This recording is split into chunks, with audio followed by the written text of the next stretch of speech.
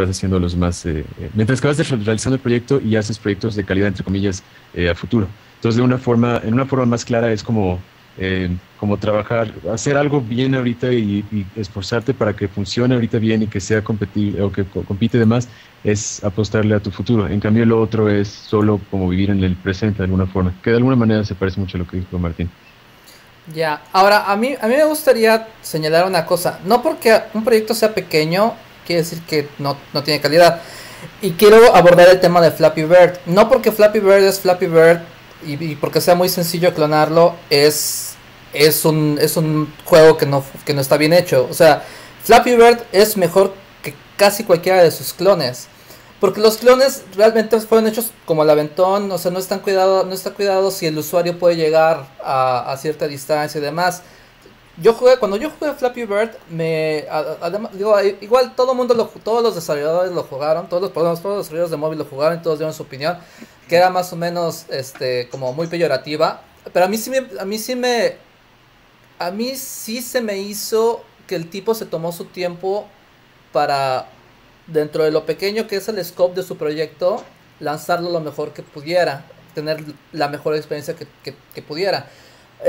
Un caso completamente diferente son aquellos que bajan sus templates y los suben ahí como sea y el juego no es ni siquiera jugable. O sea, es una cosa que puedes perder en 2 segundos o puedes perder en 10 porque no sale nada en la pantalla. O sea, son como casos completamente diferentes. Aunque sí son proyectos de scope muy pequeño, Ujú. el pulido, la cantidad de craft que le metes a uno se nota al momento de que estás jugando. El cuate no fue su primer juego, ya había hecho más juegos antes. Y volvemos también a los casos de todos los que han pegado. O sea, prácticamente todos los que han pegado es porque tienen varios juegos atrás que los tienen cierta curva de aprendizaje que experimentaron ahí. O sea, no es como milagro. Que las cosas sucedan por milagro puede suceder, pero es como demasiado difícil como para tomarlo como un plan de vida. No puedes estarle apostando a eso. No, en el sentido, y estoy completamente de acuerdo contigo, sería quizá más bien recalcar que, eh, como lo mencionas, y quizá más bien estuvo mal dicho de mi parte, no es necesariamente que los proyectos a gran escala son los únicos que puedan mantener calidad, pero eh, en términos de Flappy Bird, si no hubiera sido por la coincidencia mucho es el trabajo que haces y posicionarte en un lugar y mucho es los factores que hacen que tengas éxito. Entonces, el chavo estuvo trabajando lo suficientemente duro y haciendo, como mencionas, muchos juegos, etcétera, puliéndolos y demás para que cuando llegara la vida o las circunstancias, él estuviera en el lugar indicado, ¿no? Entonces, en ese sentido, que es mi mismo caso, me explico, yo también estuve trabajando mucho tiempo y me tocó estar en el lugar indicado con las intenciones correctas y demás, pero la, la, si se presenta vamos a suponer, como un juego tipo Fez, o si se presenta como un juego tipo Limbo, o Braid, o todos estos indies que ha tenido como especial éxito, todos ellos de alguna forma como que se abren un poquito más a como contar un viaje, me explico, a abordar una experiencia, que no digo que no lo haga Flappy Bird. Flappy Bird tiene otro contexto, porque tiene un contexto social, tiene de competencia, etcétera, que se da como con los amigos o etcétera, pero es más fácil establecer una trayectoria con proyectos de la primera categoría que menciono, no que no se pueda hacer con la segunda. Es como la distinción que quería hacer. Ajá, sí, Flappy Bird es otro tipo de entretenimiento, ¿no? Es el tipo de entretenimiento cuando no tienes nada que hacer y en vez de picarte los ojos estás jugando Flappy Bird. O sea, digamos que Es un juego de móvil. cumple esa función. Digo, no porque este juego de móvil tiene que ser un juego para picarse los ojos, pero digamos que está en una casilla completamente diferente a la que están juegos como Fez, Braid y todos los demás que ya conocemos, ¿no? Mm, Este, pero sí, definitivamente, creo que si por más pequeño que sea el scope de tu proyecto, le metes mucho corazón a la hora del pulido, eso se nota. Y obviamente se va a notar a sí. la hora de que tus seguidores empiecen a ver tus siguientes proyectos y demás, empiecen a compartir contigo tu evolución. Que en tu caso es diferente, ¿no? Porque digamos que este es tu primer proyecto grande, famoso. Bueno, habías dicho, Alonso, que tenías otro juego antes, ¿no? Que tenías otro juego más pequeño. Ah, bueno, he hecho como 20 juegos en mi vida, pero este es como el primero, este es el proyecto como más grande que he hecho. Pero en ese sentido, y creo que a lo que vas es que como que pertenece a otra categoría, no se hizo para, por ejemplo, para que yo mantuviera una familia y como poder seguir adelante como estudio, etcétera, sino que es algo que inicié antes y conforme fui creciendo y demás lo desarrollé, lo expuse y tuvo la suerte de ser reconocido. ¿A eso te refieres? Ujú, Sí, pretty much. ujú. Ya. Me lees la Sí, mente, no, entonces Alonso. son, sí, pero son diferentes contextos precisamente y quizá en ese sentido más bien sería que bueno, ahorita falta sobre todo Antonio que hable al respecto, pero sería como al espectador sería patentarle estas opciones más que recargarnos sobre hacer cosas de calidad o hacer de este sentido. Lo que sí es que las cosas que tienen este pulido al que te refieres, y por encontrar otra como calidad es más bien como que no se hacen como para ganar dinero, aunque sí se hacen. Las cosas se hacen siempre para ganar dinero, pero ese no es el fin último, ¿me explico? Entonces, si estamos aquí para hacer como un craft, es porque nos interesa hacer lo que hacemos, etcétera, nos esforzamos y necesitamos dinero para seguir adelante, ¿no? Entonces, en ese sentido, juegos y proyectos que tienen este objetivo en mente, son los que generalmente, bueno, quizás son a los que nos referimos. Entonces, quizá Antonio, que nos explique cómo está el rollo porque sí está efectivamente muy competido el mercado en móvil. Entonces, ¿de qué manera puedes hacer para brillar sobre todo, y me gustaría patentar esta como pequeña distinción, es muy sutil, pero la manera en la que están dispuestos los productos en una plataforma de ventas es cuantitativa, no es cualitativa. Me explico, a menos que salgan el showcase del principio, pero aún así eso es mucho de quién te quiera poner ahí o si te escogen, etcétera, ¿no? Pero no, la tienda en sí misma exige como cantidad más que calidad. Entonces, ¿cómo le haces para hacer cosas de calidad ahí?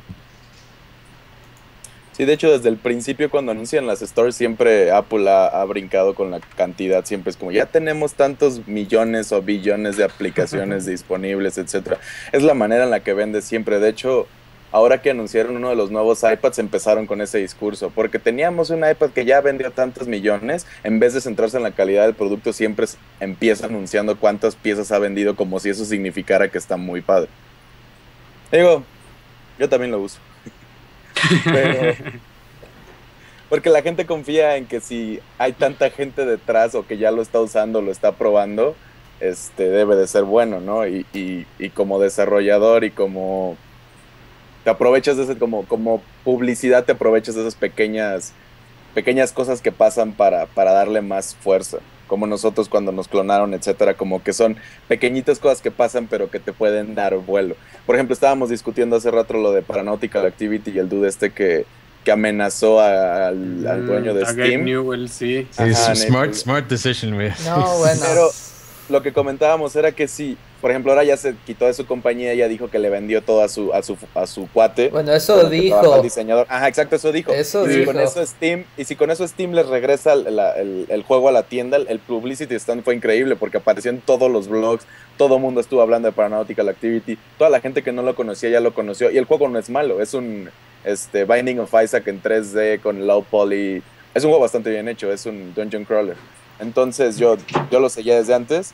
De hecho, me sorprendió que pasara eso, pero puede ser que le funcione como le ha funcionado también a Phil Fish. Que hablando de este dude específicamente, estaba leyendo ahí en un foro que hablaban de él, ¿no? O sea, de que como su personalidad que siempre ha sido así un poquillo, no Phil Fishesca, pero como muy out there en ese sentido, que según esto alguien le tomó una foto a su tarjeta de presentación y dentro de sus datos, o sea, venía su mail, su Twitter y abajo su perfil en Pornhub, por ejemplo. Entonces es como que, güey, ¿qué onda? Y la tarjeta decía algo así como, holy shit, I just met, y el nombre de este fulano, ¿no? O sea, como que a lo mejor y sí puedo ir por ese lado un poquillo de vamos a hacer ruido y vamos a ver qué pasa, pero pues bueno, eso es pura conjetura, ¿no? ¿Quién sabe qué realmente Seguramente. ha pasado? Mira, la verdad es que acá todo el mundo busca hacer ruido de alguna manera. Acá es como. Es bien cagado porque es al contrario de México en el que tienes que ser humilde porque es mal visto que hagas promoción de tu persona. Acá es todo lo contrario, acá es ve y promocionate de la manera que puedas. Y hay algunos que lo toman, pues, que toman esos caminos. Este, no sé, el tipo pues sí metió la pata. Yo creo que no hay manera de salvar su caso, o sea, no hay manera de defender su caso como darle algún tipo de beneficio, pero como ese caso hay un montón, pues el Gamergate salió precisamente por esto, porque una mujer quiso ahí aprovechar su... No sé cómo decirlo sin que sea feo. Porque una mujer hizo lo que... No, Ya ya vamos abriste a la caja de politizar. Pandora. Sí, ya abriste Sí, la ya, caja de Pandora. Ya. Rolf. Cierra el stream. No, está bien, no voy a hablar de eso. Nos No, despedimos, bueno, muchas puedes gracias. Ok. Bueno, regresando a donde estábamos. Aunque no sé qué más podemos agregar, porque pues, creo que todos estamos de acuerdo en lo mismo, ¿no? O Toño, ibas a decir algo más. Sí, un poco. Dentro de la plática que estaba dando hoy, varias cosas de las que tomo y hago mucho énfasis es que definitivamente hacer juegos pequeños es diferente, obviamente, hacer juegos grandes, pero lo que siempre tienes que meterles corazón y mucho es cuidar los detalles, ¿no? Así Palabras, así Bouncing Dude, así Muertitos han sido juegos muy pequeños, nos ha tomado un mes y medio de desarrollo, porque pues en sí los juegos no requieren tanto cuidado, pero aún así nos esforzamos. La mecánica está hecha desde las primeras horas del desarrollo del juego y nos pasamos todo ese mes puliendo y cuidando que todos los detalles, que no haya problemas, que la música, que las animaciones, que los eventos que están funcionando por tiempo, todo cuadre perfectamente. Y es justo de lo que manejo en las pláticas, porque siempre uso la misma plática y le doy como vueltas a lo mismo, que es como ya súbanle esa calidad a los juegos. O sea, todos podemos hacer un clon, todos podemos agarrar un template y seguir un tutorial, pero hay una diferencia entre hacer un clon de Flappy Bird que ni siquiera se sienta al nivel de Flappy Bird, o hacer lo que hizo Robio cuando hizo este clon de Flappy Bird, pero que es de un avioncito, que es muchísimo mejor que Flappy Bird, porque es la mecánica metida en un juego un poco más completo. Y es lo que les digo, clonar es bueno cuando eres nuevo, cuando estás aprendiendo, cuando quieres entender cómo funciona un ecosistema, el ecosistema de algún juego, etcétera. Digo, todos aprendimos haciendo juegos, todos hicimos un Pong, tal vez un Tetris, etcétera. Pero ya cuando quieres salir y tener un nombre y empezar a hacer juegos, pues lo mejor es, si vas a hacer algo muy parecido a otra cosa, pues genera un twist, hazlo mejor, como improve it de alguna manera. Si no, pues espérate tantito y busca otra cosa que sea, no hay necesidad de estar aventando un juego tras otro siempre. Digo, he visto stores siempre que veo un juego nuevo en las stores de móvil, le pico a la persona, a la cuenta que está subiendo para ver qué más ha hecho, y cuando veo 200 juegos y me empiezo a meter y la mayoría son como vueltas de lo mismo, etcétera, pues como que no genera la misma confianza que meterte y ver dos o tres juegos muy completos y muy bien hechos, etcétera. Como que entonces dices, este es uno de los desarrolladores que pienso seguir, y hasta te empiezas a informar un poco más. Entonces, sí, bueno, cuando llamas la atención de cierta manera y ya tienes otros juegos ahí atrás en la store que igual y no les fue tan bien como el que está llamando la atención, tener otras opciones, otras cosas. Digo, yo tampoco soy partícipe en particular de tener cantidad en lugar de calidad. Simplemente como la compañía Hyperbeard, lo que hacemos es juegos pequeños. We make simple games, es como nuestro eslogan, y pues haciendo juegos simples y teniendo tiempos de desarrollo pequeños, tienes muchos a lo largo del tiempo, ¿no? Yo quisiera agregar que sí hay una distinción bien importante entre clonar por el simple hecho de clonar y porque alguien te confunda y que te baje en lugar del famoso. O sea, que simplemente es lucrar con el nombre y que medio se parece y eso. O sea, esa es una técnica que pues casi no es no hacer juegos, es esperar que un güey muerda el anzuelo y sacarle 2 centavos de dólar, ¿no? Por el anuncio. Y la otra es clonar por oye, este es a lo mejor un concepto que yo quiero aprender o quiero mejorarlo. A mí, por ejemplo, dentro de los miles de clones de Flappy Bird, hay uno que hizo Terry Cavanagh, el de BBBBB, claro, que está increíble. O sea, yo creo que es el mejor clon de Flappy Bird que hay. Entonces digo, oye, eso está chido, porque que le metió música, le metió una mecánica que no tenía, o sea, aprovechó un poquito esta ola, se dio un push, pero no lo hizo con tal de que alguien confundiera Flappy Bird con la versión de, no me acuerdo cómo se llamaba, la que él hizo. O sea, como que son objetivos muy diferentes. Entonces, hay unos, sí, que son más nobles que otros, por así decirlo. Me encanta que mencionaste BBBB en lugar de Super Hexagon, que es como creo lo más popular que tiene. Es que BBBB es mucho mejor.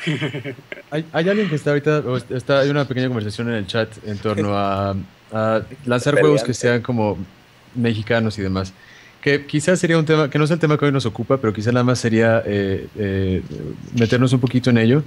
Que algo que no hemos mencionado hasta ahorita es que la forma en la que los juegos se lanzan de manera móvil o en el mercado móvil, aquí en México son juegos para México, me explico, son juegos destinados para el mercado local. Yo nunca he lanzado juegos para móvil ni busco hacerlo, pero lo que hacen es generalmente centrarse nada más en un mercado local limitado. Una de las presentaciones que hice, o las dos presentaciones que hice en el EGS y en el Festival de Cuernavaca, fue patentar la pérdida de esfuerzos que se hace al limitar geográficamente o regionalmente un producto.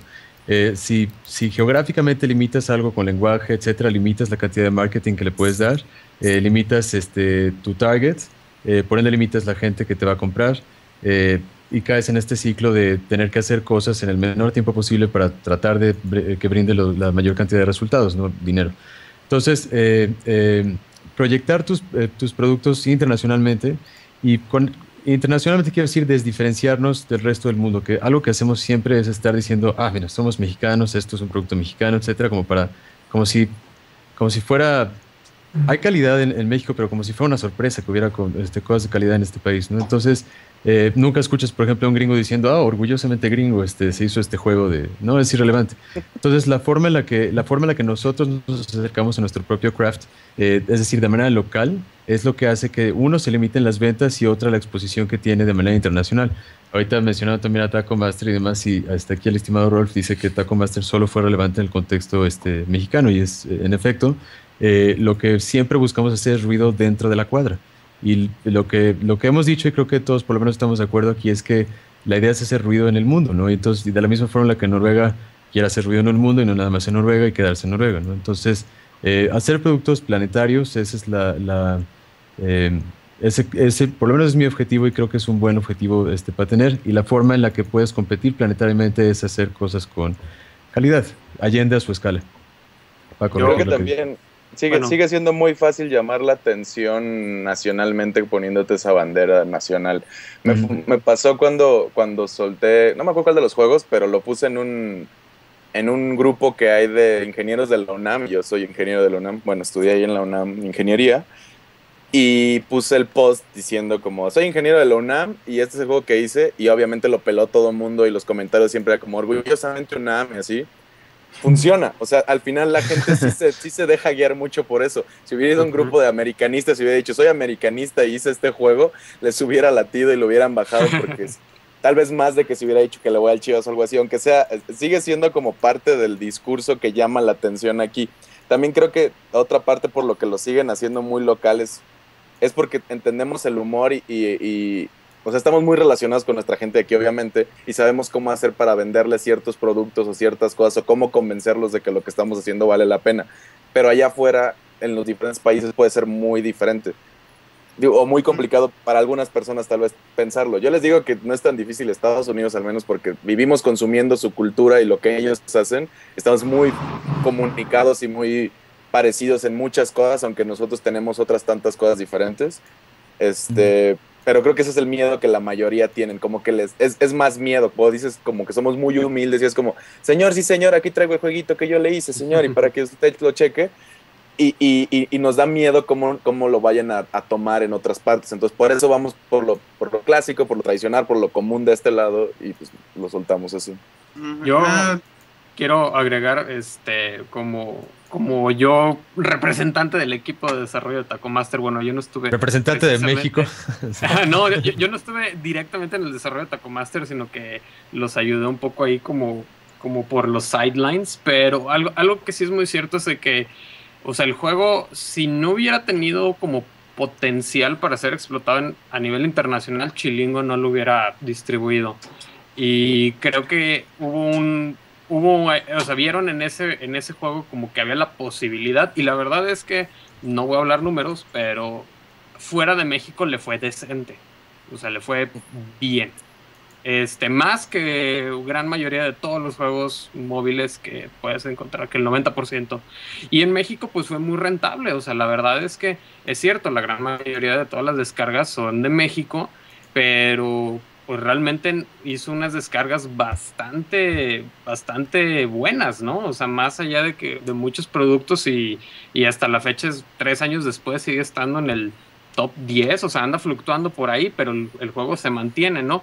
Y a lo mejor esa es una manera de ver el negocio, ¿no? En México sí no somos, pero hay un mercado que es muy nacionalista y que le gusta ver el águila y la serpiente y Juan Escutia aventándose y pues sí, bueno, digo, es una cultura que ya está ahí, pues, y que la gente lo va a apoyar y que le va a echar porras y lo va a consumir porque es mexicano. Nosotros a lo mejor ya tenemos otro contexto y digo, obviamente como consumidores a lo mejor no tan casuales pues de juegos, pues queremos otro tipo de experiencias, estamos más in the know, pero pues al señor, a la señora, a la persona que bajó el juego, mira, pues es, sí, el niño a la niña, o sea, es como, pues es algo cagado, es un taquero, o sea, ¿quién no conoce un taquero? O sea, todo el mundo ve cómo es la mecánica y le entiende, entonces yo no creo que esté mal, pues, y la gente, o sea, cuando se tomó este concepto originalmente, pues se fue explotar esa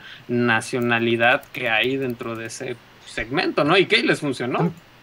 A mí algo que recalco también en esta misma presentación que hago es que en México sucede, o por lo menos ha sucedido en los últimos años, que se fetichiza completamente lo mexicano, ¿me explico? Entonces, en lugar de que consista, porque alguien está mencionando todavía en el chat que los gringos impregnan sus productos de cultura gringa y los japoneses con su cultura de devastación apocalíptica y demás. Efectivamente, cada quien trae como lo suyo y tiene su contexto y todo, y sí se imprime mucho en el trabajo, no estoy diciendo que no sea el caso. En mi juego yo también seguramente imprimo muchas cosas del mío. Pero lo que sí pasa es que los japoneses no hacen un juego sobre la cultura japonesa, ¿me explico? Los japoneses hacen juegos que tienen cosas de la cultura japonesa porque de ahí son. O los gringos hacen juegos gringos, o sea, no juegos gringos, sino juegos que contienen este contenido. Entonces, lo que pasa en México es que la palabra mamona es la hipostasiación o la reificación de lo mexicano. Es decir, que en lugar de que sea una cuestión de algo, es decir, un aspecto de algo que sea mexicano, lo mexicano en sí se vuelve el producto. Y entonces se vende ese producto como algo, y entonces ¿quién lo compra? Pues los mexicanos. Pero de la misma forma en la que el himno nacional de Ruanda nos vale madre, al resto del mundo le vale madre el himno nacional mexicano. Entonces solo estos productos están dispuestos para un público mexicano que sea de este espectro, ¿no? Entonces, eso es una. Y la otra es, para poner un ejemplo, voy nada más termino este ejemplo rápido. Para poner un ejemplo de mi caso, es solo el Kickstarter que lancé, juntó una cantidad considerable de fondos, pero de todos estos fondos que se hicieron en términos de hispanoparlantes, es alrededor del 8%. Es decir, alrededor del 8% de backing que se le dio al producto o al proyecto fue hecho por hispanoparlantes. Y de ese 8%, solo menos del 2.6% fueron mexicanos. Entonces, me preguntan, por ejemplo, por qué el juego no está en español y demás. Es porque no sería rentable hacer el proyecto, hacerlo en español. Uno, porque limito el marketing, limito regionalmente cómo funciona. El inglés es el idioma planetario, nos gusta o no. Y entonces se destinan productos para este tipo es decir, planetariamente, para que puedan competir y agarrar la mayor cantidad de ramas que puedan agarrar, ¿no? Entonces... Oye, ¿y Alicia se va a poder modear? Sí, la vas a poder pintar así ¿Le va a poder poner su zarape? Sí, va a poder, tiene sus tortillas en lugar de látigo. ¿Sí? Y funciona así como boomerang también, chingón. Por eso nadie nos toma en serio. A lo que voy es que lo importante aquí a notar es que no digo que no se hagan cosas mexicanas. Lo que digo es que hacer cosas mexicanas te limita mucho tu público y limita mucho cómo puedes marketear el producto que estás haciendo. Es como, por ejemplo, y ya ahorita ya dejo a Luis hablar, si ahorita estaba pensando, por ejemplo, tengo un artículo que escribí en inglés respecto a level design, que son como 10 páginas que escribí en torno a cómo yo pienso cuál ha sido mi experiencia en diseñar, por ejemplo, suelos, habitaciones, etcétera. Y dije, bueno, lo voy a traducir a español, etcétera, y lo pongo como contenido para este grupo. Pero dije, güey, ¿por qué voy a invertir esfuerzo en hacer algo ya, o sea, como limitar el espectro de algo? Me explico, en lugar de nada más pulirlo y decirles a los chavos, pues, agárrenle, ¿no? Una es exponerte al inglés como el idioma planetario, aceptarlo y accesar al contenido que está disponible mundialmente para ello. Y la otra es que los esfuerzos, si los limitas a una geografía o los limitas a una localidad, vas a tener que redoblarlos después. Entonces, ¿por qué no mejor te evitas la redoblación, la duplicación de esfuerzos posterior y de entrada gastas menos dinero y te dedicas de entrada a hacer un producto que llega al mundo? Ya, perdón. Bueno, yo de lo que quería hablar respecto a esto todo es de una teoría que se llama la difusión de innovación, o bueno, lo estoy traduciendo, ahorita tengo abierto Wikipedia en inglés. Y según esto, cuando llega una nueva tecnología, y yo creo que también aplica con un nuevo videojuego, como que varios sectores lo van adoptando con el tiempo. Están la categoría de que los llaman los innovadores, que son los primeros en adoptarlo. Luego los adoptadores tempranos, se llama early adopters. Luego la temprana mayoría, tardía mayoría, y ya los otros no estoy seguro cómo se traducen, pero el caso es que no está tan mal primero apelar a un nicho y luego que se vuelva popular en ese nicho, a lo mejor le empieza a llamar la atención a otros. Pero también coincido con que no hay que hacer un juego con la cultura mexicana solo para apelar al mercado local.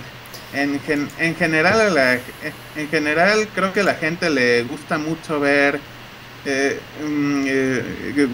cosas de otras culturas. Por ejemplo, a nosotros bueno, mejor no incluyo el nosotros, que mejor me incluyo a mí, que me gusta bastante el anime. Muchas de las cosas que están en el anime apelan mucho a la cultura japonesa y no son muy entendibles, y digo, no son sí son entendibles, pero nosotros las agarramos un poco fuera de contexto, pero nos da cierta curiosidad y hasta nos parece que varias cosas son, ¿no?, qué original, aunque realmente no lo sean y solo estén basados en cosas de la cultura de ellos que no conocemos.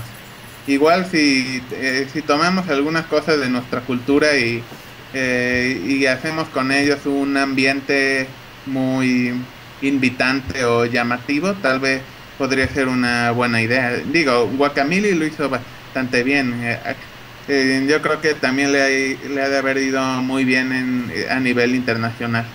Sí, no lo sé, Guacamelee pero no fetichiza sí, es que, o sea, el problema con Guacamelee es que es un Metroidvania que es divertido y que está bueno y que está bien diseñado y que tiene assets padrísimos y que tiene como cuestión que es la temática mexicana, pero no es en sí la temática mexicana el juego. sí, es que no es que México no sea comercializable, pero como que los mexicanos pecamos de nacionalismo y eso no se lleva como comercializable. Guacamelee es un ejemplo de cómo la cultura, cómo nos ven afuera. Digo, obviamente hubo mexicanos participando ahí, pero así es como nos ven afuera. Y lo mismo sucede ahorita con la película que está de Jorge Gutiérrez, se llama The Book of Life. Está bien bonita la película, y todo lo que trae ahí es precisamente lo que nos choca a nosotros como mexicanos cuando vemos, ay, es que estamos en el DF no hay desierto, no, ay, nos ponen sombrero. Todo lo que nos choca, pues es así que nos ven, o sea, ni modo, así es la forma en la que el mundo entiende al país, y lejos de molestarnos deberíamos entenderlo para poderle sacar provecho, y no que realmente los únicos que no le sacan provecho a eso son los mexicanos. Pero coincido con el punto el punto original de Alonso, o sea, tienes que mirar al mundo entero. No puedes esperar que tu negocio prospere nada más con los que habitan tu colonia. Tienes que tirarla a toda la delegación. Claro, es el tamaño de los mercados, ¿no? O sea, obviamente hablando de un mercado global, pues ahí, o sea, Latinoamérica ocupa un porcentaje relativamente pequeño en crecimiento, pero pequeño en el mercado de los videojuegos. Y obviamente, si quieres llegar a esa gran mayoría, tiene que ser un juego en inglés, con esta visión global, ¿no? Que otros competidores y otros desarrolladores pues tienen del mundo, pero si tu mercado es, oye, como tú dices, a lo mejor nomás quiero tener una tiendita y venderle a la colonia, y mi mercado es así de chiquito, pero sé que de eso le voy a sacar algo, y esa es tu estrategia, pues so be it. No quieras competir en el mercado global con algo de un scope muy pequeño, ¿no? O sea, algo muy fetichizado, muy específico para ese mercado. Entonces, yo creo que la cultura mexicana da para mucho, o sea, y la muestra es, digo, yo creo que la más explotable ahorita pues es como Día de Muertos, ¿no? Y ahí está Green Fandango, o sea, aplauso, pero pues ahí tienes a Green Fandango que pues en el 90 y tantos, o sea, ya te estaba utilizando el Día de Muertos cuando, o sea, nadie se había atrevido antes a hacer un juego sobre el Día de Muertos, y tuvo que ir Tim Schafer porque tuvo una clase sobre el Día de Muertos en la universidad, dijo, eso está padre, pues voy a agarrarlo, y no es un juego que tenga la bandera mexicana por adelante, no es simplemente un juego que toma elementos de una cultura, y en realidad es un film noir, point and click adventure bastante chido, pues. Es bien chistoso porque creo que el de o sea, Book of Life, Guacamole y Green Fandango tienen el Día de los Muertos. O sea, los tres es como lo que más fuerte. Se agarran cosas de luchadores, agarran cosas de calaveras, charros, caballos, etcétera, lo del desierto en México en Book of Life. Pero lo del Día de los Muertos es como clave, y siempre lo hacen muy parecido de la misma manera, como que generan mundos diferentes donde está el mundo de los muertos y el mundo de los vivos, etcétera. Como que es otra combinación además de otra idea, de otra. ¿Muertitos también tiene el mundo de los vivos y el mundo de los muertos? No, de hecho funciona Halloween con el Día de los Muertos. Pero a lo que voy es que, digo, y viene de una persona que ha hecho 2 o 3 juegos muy nacionalistas. Hice uno de piñatas, estoy haciendo uno del Día de los Muertos. Palabras es completamente en español y para un público latino. Sí, no es como considerado cambiar el scope, como cambiar el target. Salte de aquí, no perteneces a la conversación, ya vete. A lo que voy o sea, digo, y Muertitos viene de una idea que ya tengo desde hace mucho tiempo, no el juego en particular, sino que yo quería hacer algo del Día de los Muertos porque soy de Michoacán, me encanta eso, yo desde la primaria estoy haciendo altares de muertos, todos los noviembres íbamos al panteón y hacíamos todas estas fiestas, etcétera. Entonces es algo que me gusta muchísimo a mí, es algo que siempre había querido llevar, como esta manera de ver a los muertos como algo, como una fiesta, como lo hizo Book of Life, como lo hizo Guacamole, que de hecho me da mucho coraje cuando vi Guacamole, porque es algo que yo quería retratar, como toda esta diversión. Y es como, ¿por qué no estoy más viejo o lo hice antes, etcétera? Pero lo que voy es que, pues, o sea, la cultura mexicana es riquísima. Yo soy súper fan de lo que hemos hecho, yo soy súper fan de la manera en la que habla Cantinflas, soy muy fan de las luchas, soy muy fan de cómo nos expresamos del fútbol, etcétera. Y es bien bonito poderle explicar eso a un extranjero, así como también soy fan de la cultura popular gringa y todo lo que hay en series y televisión y los memes y el internet y toda esta cosa que hay del mundo. Soy muy fan de cómo también México es muy especial y muy interesante a su manera, pero odio que todo el tiempo nos traten de vender como lo mismo, al menos en juegos y en historias, de nuestro lado, o sea, que nosotros tratemos de empujar pero lo hagamos tan mal. O sea, la cultura es lo suficientemente rica para hacer cosas como Guacamole, pero lo hacemos muy mal y hacemos juegos todos horribles. Todo el tiempo estamos haciendo los mismos juegos, además, basados en los aztecas y haciendo como este nacionalismo crecido, pero la historia es muy mala, la jugabilidad es todavía peor y queremos que nada más porque estamos metiéndole poquita historia o algo interesante se va a mantener todo. Y ahí es creo donde estamos mal, porque podríamos bien hacer un juego súper completo, súper interesante, y como dijo Rolf, agarrar lo que hizo Guacamole y decir, tenemos un juego completo que bien pudo haber sido de lo que sea, ellos pudieron haberlo hecho con vikingos y hubiera funcionado, pero le pones algo mexicano y lo adornas con esto que es tan colorido y tan como rico en diferentes cosas, y te queda una chingonería al final. Siento yo que eso es lo que nos hace falta. Para tratar como de agarrar ahorita la conversación y regresar al tema inicial, sería, si vas a hacer juegos mexicanos, hazlos con calidad. No sé, pero la intención, bueno, regresando al tema inicial, sería que allende a lo que hagas o como lo hagas, sería... Es que bueno, si lo ponemos entre la balanza de haz clones y nada más así como contenido no nada más para sacarlo y calidad, pues obviamente va a estar, es muy fácil la decisión, pero quizá más bien sería, uno, obedecer lo que inicialmente habíamos hablado, que era el contexto de cada desarrollador, que hay gente que tiene que mantener a la familia, etcétera. Alguien una vez me dijo, yo ya estoy subido en el camión y no hay manera que me pueda bajar. Y o sea, sí lo entiendo, me explico, no sé qué responder a ello. Entonces, eh, más bien, si acaso sería para los que todavía están ver a qué camión se suben, que vean muy bien como cuáles son los destinos, cómo son los caminos y que puedan escoger el que más les apetezca, el que más crean que se acomoda con ustedes. Ahorita me acordé que una vez alguien tuiteó por ahí una cosa que hizo notar, que el virreinato sería un bastante buen periodo para poner un videojuego, y uno piensa, pues, ¿por qué el virreinato? Y dijo que había reyes, que había inquisidores, piratas, tribus bueno, indias, es que no, así muy tan chido eso. ¿Sabes qué, Luis? ¿Por qué tanto azteca? Es que de México... Oye, algo que sí es muy cierto es que es la cultura que perdió. Bueno. Sí. Perdón, tú sigue, Rolf, perdón, te interrumpí. Bueno, después de Rolf voy yo. Bueno, yo iba a un reclamo social, porque en México no nos enseñan de la Nueva España. La Nueva España ha duró 300 años, y lo único que sabemos es que estuvo esta Inés de la Cruz y ya, ¿no? O sea, creo que no nos han dicho nada más de ese periodo. Uno tiene que investigar por su lado. Y fue un periodo muy rico, pero bueno, ese será tema para otra conversación con unas frías. Yo quiero agregar otro periodo más muy chido, la conquista. O sea, la conquista, como tener este choque de culturas tan grandes, pues, o sea, a mí se me hace que un juego enfocado en esa historia, pues, o sea, en cuál es cómo este tejido social se rompe, o sea, al llegar, porque es como, ahora sí que como si los aliens llegaran aquí, pues, o sea, es Apocalipto the Movie, o sea, cómo, creo que sería un lugar muy padre para desarrollar un juego y pues... Ya lo está haciendo Mel Gibson, ¿eh? Se te adelantó Mel Gibson, sí. Pero hay muchas cosas, o sea, tenemos cosas muy cool. Bueno, no es que sea cool que tengamos asesinos seriales, pero las pokeanchis y... Los narcotraficantes, güey, ese es otro tema también. Es que, por ejemplo, ese es un tema que no puedes tocar en México, pero los gringos sí pueden tocar.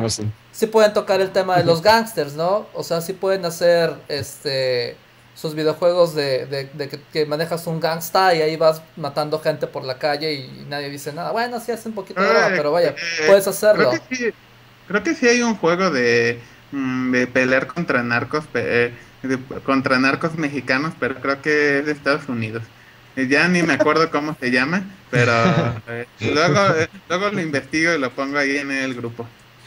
Pero sí tenemos uno de Lucerito y tenemos de otra cosa que pasó hace poco también.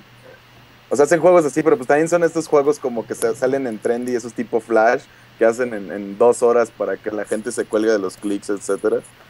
Pues sí, pero el que digo de los narcos no era así, ese tenía un nivel de producción mucho más alto. Ese estaba bonito. De hecho, hace mucho que están haciendo uno de la Revolución, si mal no recuerdo, un first person shooter que siempre veo. Sí, claro, los de máquina voladora. ¿Y qué tal les va? No sé, pero lo he visto mucho en fondeadora y así como que todo el tiempo lo están tratando de empujar. Estaban en EGS, estaban mostrando el juego ahí, tuve oportunidad de revisarlo. Y pues ahí va. Ahí va. O sea, es un proyecto no es una cosa fácil hacer un first person shooter, ¿verdad, Luis? Bueno, su propio engine. No es sencillo. Attractio lo empezamos a hacer pensando que nos iba a salir en 6 meses porque estaba fácil, pero resultó ser falso eso. Creo que va a y bueno, otra cosa que quería decir para completar lo que mencionaba el virreinato es que también si quisiera hacer un juego así con temática mexicana, yo creo que me tomaría muchas libertades para cambiar el entorno para que fuera como un mundo de fantasía, a lo mejor inspirado en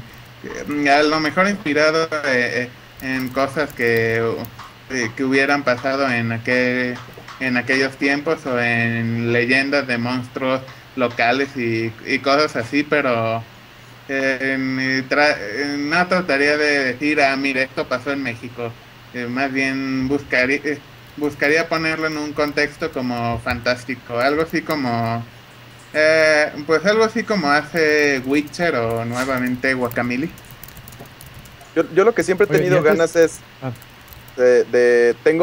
está la conquista, está la independencia y está la revolución. Siempre he querido hacer como una trilogía de lo que sea, algo multimedia donde haga algo como 300, así como súper ridículo a un punto heroico. No sé, porque siempre he tenido ganas de tener una escena de alguien peleando contra un leopardo o algo así, haciendo sus pieles así, guerrero. Pero como ya le están hablando así los dioses, nada más está viendo como así como, güey, me llegó aquí una inspiración. Espérense, estoy escribiendo, no, yo lo tengo desde hace como 5 años.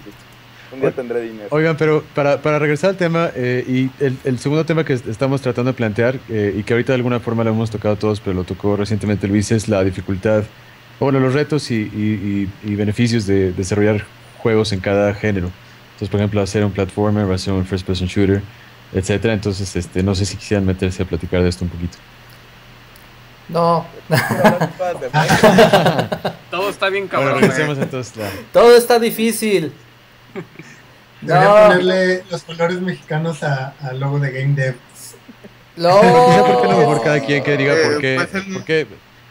Sí. Que cada quien diga por qué escogió el género. Es que creo que todos hacemos platformers, menos Luis. Bueno, y Toño que hace puzzles.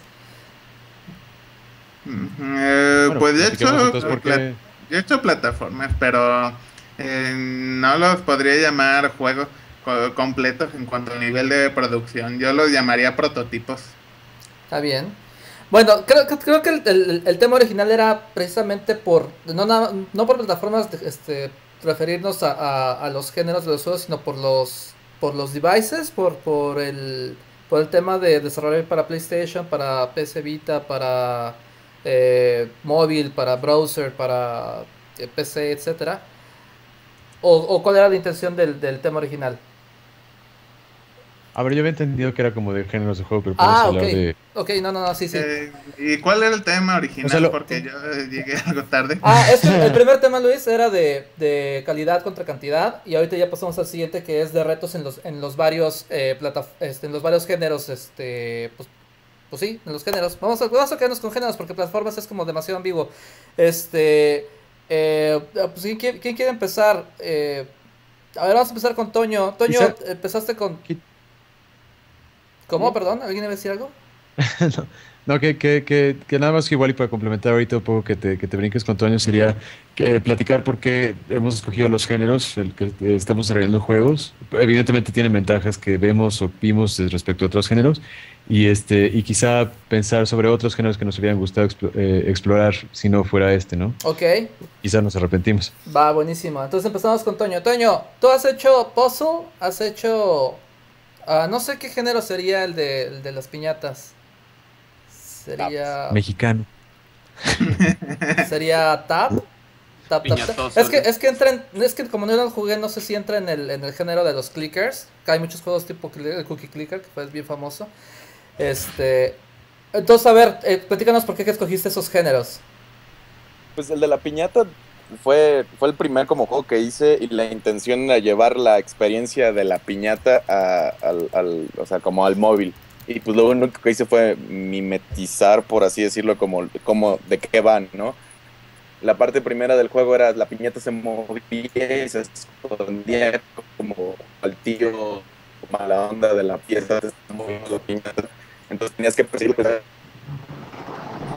hacerle taps y se movía como loca. Y sí creo que sí reflejaba un poco cómo se siente la piñata, y después llegaba una parte donde llovían dulces. Entonces al final tenía la idea del juego y le clavé una mecánica con respecto a la idea que tenía. No fue al revés como normalmente debería de ser. De ahí me movía a pues, otros tantos juegos. Después con Hyper-Beast llegué a Bouncing Dude, que se nos ocurrió de la manga, Riveling en mí. Ahí sí pensamos la mecánica antes de todo lo demás. Y es como, ¿qué tal si hacemos un tap to shoot, pero con el personaje en la pantalla en un móvil y que esté brincando? Y entonces empezamos a darle vueltas, hicimos un par de prototipos y nos gustó cómo se sentía. De ahí Digo, estas son cosas como, el primero fue un ejercicio, o sea, Bouncing Dude es completamente un experimento de Hyperbeard. Primero tenía como un par de metas, una era tener un título bajo nuestro nombre, segundo era probar hasta dónde podíamos llevar un juego. What? ¿Quién están matando ahí, Luis? Aliens. Pasó Luis.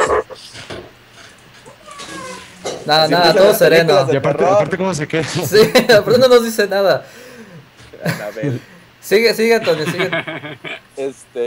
Y creo que lo cumplió dentro de lo que queríamos hacer, porque queríamos entender y ver si podíamos llevar todo el proceso de producción de un juego. ¿Qué género te hubiera gustado hacer o qué género quieres hacer después? Siempre he querido hacer un point and click tipo Machinarium. Siempre he querido hacer un juego de ese tipo. Siempre he querido hacer un platformer también, pero muy tipo Mega Man. De hecho, un Metroidvania sería increíble para mí. Tengo muchísimas ganas. Me gusta también, me llama mucho la atención los... Ay, ¿cómo se puede decir? No sé, los aventuras, los RPGs, todo ese tipo de juegos. Siempre he querido hacer como juegos muchísimo más grandes. De hecho, mi primera intención era eso. Pero... ¿Salud? Pero pues no he podido acercarme. De hecho, el puzzle era uno de los que quería hacer y ahora con Muertitos fue como dimos con ese. La idea de Muertitos era, quiero hacer un puzzle del Día de Muertos. Así que hay que pensar mucho hasta que tengamos un puzzle en las manos que esté funcionando y de ahí le clavamos el arte del Día de Muertos. Buenísimo. Luis 1, ¿tú por qué escogiste Platformer para Elliot Quest? Creo que fue porque pensé que era lo más fácil en un principio. Y el engine que estoy usando se prestaba mucho para hacer este tipo de juegos. Y ahorita que voy a terminar el juego, he tenido ganas de hacer otro tipo de juegos, pero con otro género, pero la verdad es que sí me escucho porque oigo mucho ruido. Sí, te escuchas. Luis Enrique, ¿puedes botear tantito tu micro en lo que... para que no salga de carril Luis 1? Porque si es distractive. ¿Perdón? Ya, vas Luis. Bueno, es que no te escuché. No, que... Nada, que tú sigas, nomás que mutear al otro Luis. Tienes que poner mute el micrófono cuando no habla. Pues sí puede ser. ¿Ya me toca? No, que le pongas mute. Es que no escucho porque ya me dicen algo y acá otra cosa. Ándale, perfecto. Ahora sí, Luis. Sí. Ya, tranquilidad. Es que no. No. Ok, bueno. Platformer.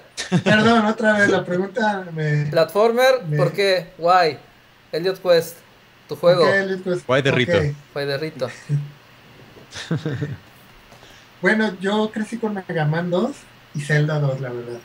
Entonces, siempre quería hacer un juego así y se me hizo lo más fácil.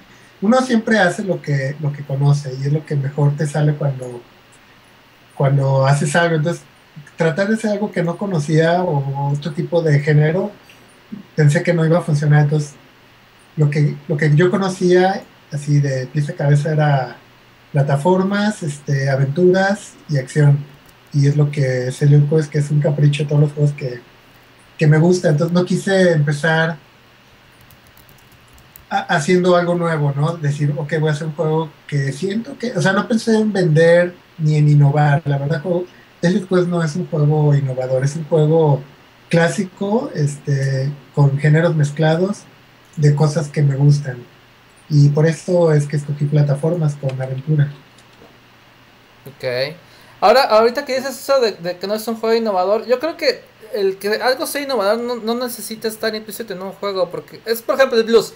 El blues tiene miles de años, bueno, no miles, pero tiene muchas décadas haciendo exactamente lo mismo, la misma estructura de 16 compases, la misma secuencia armónica, igual cambias el key, pero todo viene siendo lo mismo, y puedes hacer un nuevo blues sin ningún problema, y se disfruta y todo lo demás. Entonces, creo que no es como necesario que tengas que innovar en algo si tu proyecto, si no es necesario para tu producto. Y yo creo que Elliot Quest está bastante bien así como como lo has estado realizando.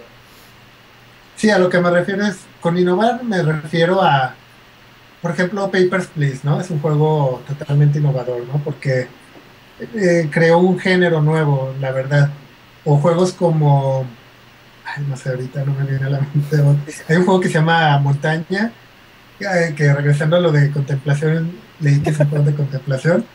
Y Ya nada más está cagando de risa, Antonio, ya lo vi. Tache, ¿eh? Tache. Mal. Perdón, ya sigue. Sí, básicamente es eso, ¿no? Quise empezar, o sea, es mi primer proyecto y quise empezar con algo que yo conociera perfecto, ¿no? Ha hecho otros proyectos, hablando de cantidad, que son prácticamente prototipos, que nunca fueron con fines comerciales, fueron para practicar. Y pero ya al querer hacer algo más profesional me fui por el camino que yo ya conocía y no traté de arriesgarme haciendo algo algo nuevo, ¿no? Bueno, algo completamente que no existiera, ¿no? Como un género nuevo, ¿no? Entonces, plataformas era mi primera opción. Buenísimo. Bueno, otro plataformer, Alonso. ¿Eh? ¿Qué? ¿Dijo? Es que como que creo que es muy difícil inventarte como un nuevo género en los juegos, creo, porque digo, la mayoría son como diferentes acercamientos o diferentes direcciones de los mismos géneros, etcétera. Digo, fuera de Papers, Please, que pues sí es como al final es un point and click, llevado de otra forma, el género en sí, o sea, la temática y eso sí es como interesantemente nuevo, pero como que inventarte algo fuera de cosas como con Oculus Rift o el Kinect, que trató de innovar el control de Wii, que cambiaron un poco la manera en la que interactúas, creo que los géneros, no sé, está complicado, pero ya, sigan, no me hagan caso. Ok. Pues en mi caso, bueno, en lo particular yo creo que no es tanto como, o sea, porque puedes decir, por ejemplo, la innovación y podrías decir, no, pues inventas otra nueva forma como de experienciar la realidad y entonces, no sé, te acercas de manera de contemplación y demás y entonces Antonio dice, me suicido y no puedo vivir en este mundo, etcétera. Pero la otra es innovar y nada más como hacer pequeños cambios en la forma en la que mecánicamente funcionan ciertos géneros, ¿no? Que ya están como probados. Por ejemplo, y me choca no sé por qué regreso siempre a este ejemplo, porque no me encantó el juego, pero Fez hace como esta traducción de lo tridimensional a lo bidimensional, etcétera. Puedes Entonces, usar como el pequeños de cambios Super que Mario se 3D, el del juego de sí, Paper Mario. el Paper Mario. Ajá, sí. Pues sí, o sea, en ese sentido sería como hacer un pequeño cambio mecánico que que hay como esta tendencia, ¿no? Porque los juegos tengan una mecánica centralizada y esta sea con lo que se haga todo, ¿no? Entonces, en mi caso, de la misma forma en la de Luis, yo no hice Alicia especialmente tampoco para innovar, o por lo menos no era mi intención innovar con el juego. No creo que se vaya a innovar en especial el género, salvo quizá la inclusión de historia, pero eso ya depende de cada quien como lo quiera ver. Y si acaso con la inclusión de elementos cinematográficos, que eso creo que sí está como, o por lo menos la forma en la que yo lo estoy haciendo no tiene como precedente en el género, pero ya vamos a ver si funciona o no después. Pero la forma, yo empecé haciendo juegos como de point and click, yo quería hacer juegos como tipo los de LucasArts, como los de Day of the Tentacle y en su entonces también en Indiana Jones 3, que fue el que a mí me tocó cuando era chiquito, el de La Última Cruzada creo que se llamaba. Y también otros como Full Throttle y The Jay que ya salieron después, pero como todo este elemento cinematográfico que había implícito en los juegos y en las aventuras que patentaban estos juegos era algo que me llama mucho la atención. Y obviamente pues juegas juegos tipo Super Metroid o Castlevania, que son los que inspiraron el juego que estoy haciendo ahorita. Y sí es otra sensación de aventura, es un mundo más abierto, se siente mucho menos determinado de alguna manera, pero se siente de alguna forma también muy, como, no quiero decir austero, pero tiene cierta, como los mundos de Super Metroid y demás, aunque, a pesar de que son muy interesantes y todo, tienen esta calidad de no contar una historia en sí, sino más bien ser un juego que mecánicamente es divertido, tipo Mega Man. O sea, si le pones historia a Mega Man y ahora se trata como de, no sé, tipo The Other M, la vas a cagar, me explico, de la gente, de los fans de ese género van a decir, o del juego, de la franquicia van a decir, esto apesta. Pero en su entonces yo quería hacer juegos de point and click y después pasé a hacer como uno de top down, como RPG que tenía como layers en Z y podías como brincar de plataformas, tipo como IS o YS5.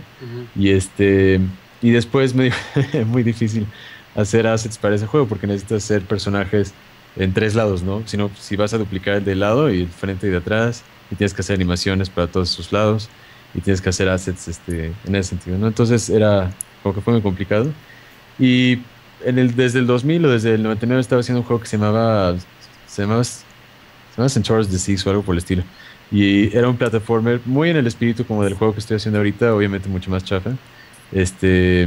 No que el juego que estoy haciendo ahorita está increíble, pero la razón por la que escogí como concentrarme o dedicarme mucho a este juego es por que de alguna forma los platformers son, y esto se van a reír quizá ustedes, pero para mí son más sencillos de hacer que otros géneros como top-down o top-down RPG, etcétera, o isométricos también, que son una pesadilla de programar, etcétera. Pero, y bueno, mucho menos 3D, ¿no? Que al 3D nunca me expuse. Y entonces desarrollar juegos en plataforma, pues en términos de assets es mucho trabajo, pero nada más tienes que hacer un solo lado, lo puedes duplicar, tienes que hacer tus áreas y todo, pero si ya sabes, bueno, o te consigues a alguien que haga sprite work o tú haces sprite work y ya llevas haciéndolo un rato, pues de alguna forma como que ya es más fácil desarrollar assets para esto. Eventualmente, obviamente, cometí, no voy a decir el error, pero cometí la audacia de tratar de meterle una historia de RPG al juego, a un juego de un Metroidvania. Y eso fue lo que hizo que ahora esté tardando años, ¿no? El juego en producción, porque tengo que desarrollar cuts en scripting, entonces tengo que hacer que los personajes caminen y que pasen cosas y que se madreen o que se tiren, etcétera. Entonces tienes que hacer assets y animaciones que solo se van a enseñar ahí. Tienes que hacer sonidos que solo se van a escuchar una vez. No, pues, bueno, hay una parte donde cae como un meteorito y de ahí todo un desmadre que llevo haciendo como 3 semanas. Spoiler alert. Pero se usa solo nada más para una sola ocasión. Entonces, en ese sentido, es difícil, pero creo que igual que Luis también me metí como en aguas más profundas de lo que pensé. Y pues ahorita es nada más como cosa de sobrellevarlo y pues sacarlo adelante. Pero creo que es el género más sencillo que pude haber desarrollado siendo una sola persona. Sobre todo un juego de este tipo, ¿no? O sea, como platicando una historia como de fantasía que no voy a dar spoilers, pero después se transforma en algo interesante. Y metiéndole el elemento cinematográfico. Buenísimo. Entonces es mi... Excelente. Y ahora es cuando Martín nos va a hablar de Beat Up. Nos va a decir el género y qué onda con su juego. Pues Beat Up también es un plataformer. Pero bueno, ¿cómo llegamos al plataformer, no? Realmente la idea, ¿no?, que teníamos de Beat Up ya inició desde hace muchos años. En realidad es un proyecto que tenemos como The Record, varios de los que estamos trabajando aquí, y ha evolucionado bastante, ¿no? Y a la hora de ya sentarnos, o sea, empezó con otros géneros que ni al caso, ¿no? Pero a la hora de ya sentarnos y decir, oye, a ver, en esta iteración que es la que queremos que sea la iteración final, qué es lo que por qué camino nos vamos a ir, pues viendo en cuenta pues un poco nuestra experiencia, cuáles eran nuestras mayores áreas de oportunidad, en este caso, más bien, no áreas de oportunidad, sino cuáles eran nuestras fortalezas. Realmente todo el equipo ha tenido mucho tiempo trabajando en 3D, ¿no? Y pues nos sentimos muy cómodos trabajando en 3D, ya tenemos un pipeline que estamos muy a gustos trabajando. Entonces, bueno, pues este tipo de juego, ¿en qué género lo podemos meter, no? Cómo estas fortalezas que tenemos les podemos sacar más fuerzas y sin necesidad también de ahorcarnos a nosotros mismos, ¿no? No querer hacer un juego tipo God of War o algo muy épico, ¿no? Que requiera de años luz de modelado, etcétera, etcétera. Entonces, por eso dijimos, bueno, vamos haciendo un side-scroller. Creo que también mucho de eso tuvo que ver que a la hora de estar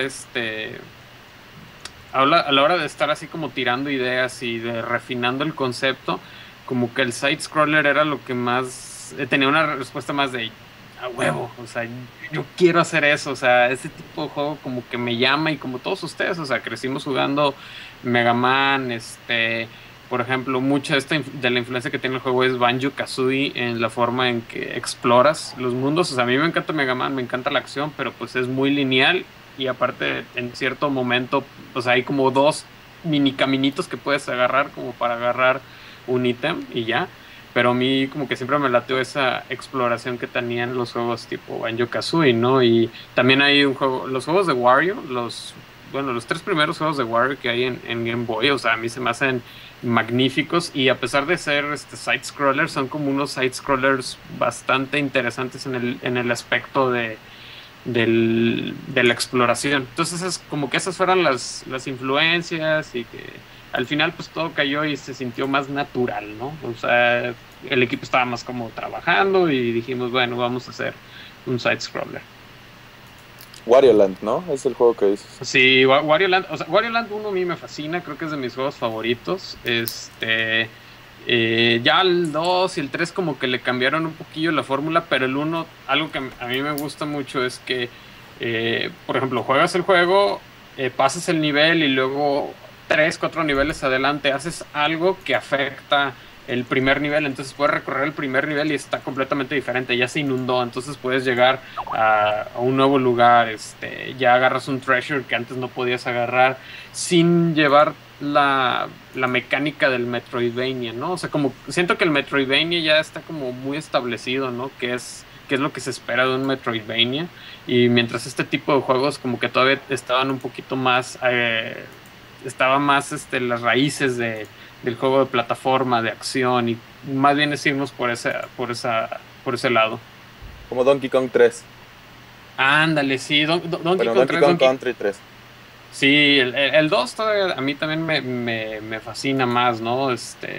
Pero es eso, es recuperar un poquito como el plataformer acción sin irse tanto a este mundo, a este castillo que luego se invierte y hay que pasar otras 20 horas sacando todo este juego, ¿no? Sino más bien niveles muy concisos, mucha acción, pero que tengan un replay value, que puedas estar regresando, investigando, agarrando ítems de otras partes y utilizándolos en otros niveles, abriendo nuevas áreas y estarle dando un poquito más de vueltas a esta exploración. Buenísimo. ¿Y para cuándo vas a tener ya como... cuál es la meta para el release del juego? La meta del release del juego es 2016, inicios del 2016. Ahorita tenemos un demo visual, así es como le estamos llamando, como un proof of concept, ya corriendo en el PlayStation Vita.